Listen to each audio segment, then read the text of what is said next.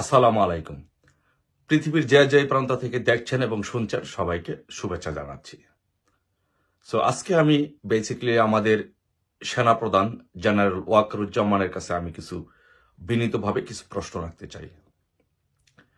যে জেনারেল ওয়াকারুজ্জামান, আমি জানি যে আপনি একজন মেধাবী অফিসার এবং একজন সজ্জন ব্যক্তি। সো 5ই আগস্টের পরে আপনি যখন দেশ ও জাতির উদ্দেশ্যে বলেছিলেন যে আপনি দেশ ও জাতির দায়িত্ব নিয়েছেন এবং দেশ ও জাতি খুব দ্রুতই যেন আইন শৃঙ্খলা পরিস্থিতি এবং সবকিছু যেন স্বাভাবিকভাবে ফিরে আসে সেজন্য আপনি দায়িত্ব নিয়েছিলেন এবং আপনার কথায় এই দেশের জনগণ এবং আমরা সকলে আশ্বস্ত হয়েছিলাম।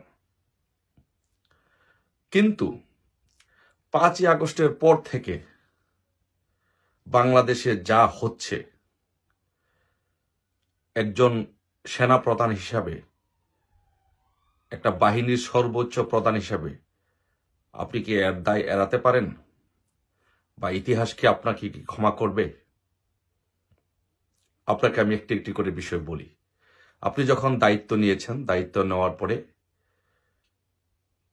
এই দেশবাসী যখন আশ্বস্ত হলো যে না, সেনাবাহিনী প্রধানের নিজের মুখ থেকে আমরা শুনেছি যে এই দেশের দায়িত্ব নিব, আইন শৃঙ্খলা রক্ষা সহ সবকিছুর দায়িত্ব সে নিয়েছে, দেশে শান্তি শৃঙ্খলা ফিরে আসবে।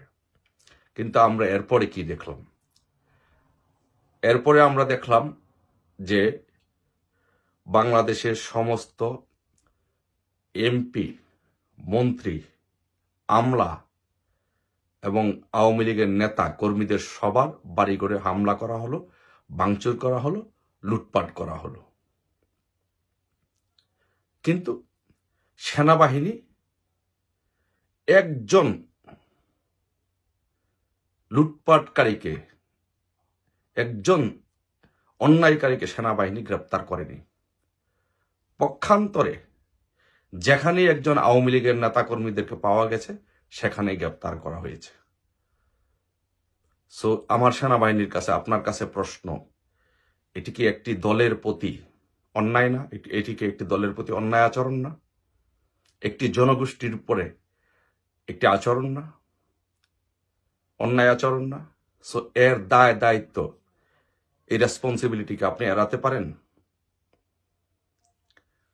মন্ত্রীদের বাড়িতে হামলা করা হলো, মানুষের ব্যবসা প্রতিষ্ঠানগুলো ধ্বংস করা হলো, এগুলো তো রাষ্ট্রের সম্পদ ছিল, এগুলো কি আপনি রক্ষা করতে পারতেন না?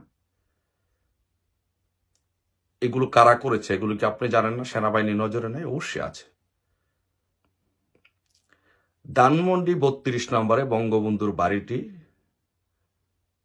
ভেঙ্গে গুড়িয়ে সময় নিয়ে 2-3 দিন ধরে বাড়িটিকে ভেঙ্গে গুড়িয়ে চুরমার করে দেওয়া হলো। ওইখানে সেনাবাহিনী গিয়েছিল কিন্তু সেনাবাহিনী রক্ষা করেনি। সো এতে করে এই দেশ ও জাতির কাছে সেনাবাহিনী সম্পর্কে, আপনার সম্পর্কে কি মেসেজ যাচ্ছে? আপনি যেখানে ছাত্রলীগের নেতাকর্মীদেরকে পাচ্ছে সেখানেই পিটাচ্ছে।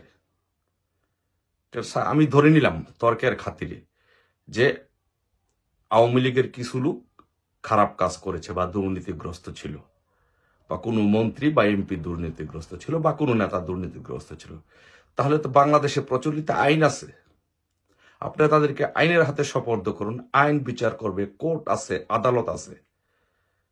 কিন্তু যেখানে পাবে সেখানেই পিটাবে, অথচ যে পিটাচ্ছে তাকে আপনারা গ্রেপ্তার করছেন না, যাকে পিটাচ্ছে তাকে গ্রেপ্তার করে আপনারা জেলে দিচ্ছেন। এইটি কি বাংলাদেশে কোনো আইনের শাসন?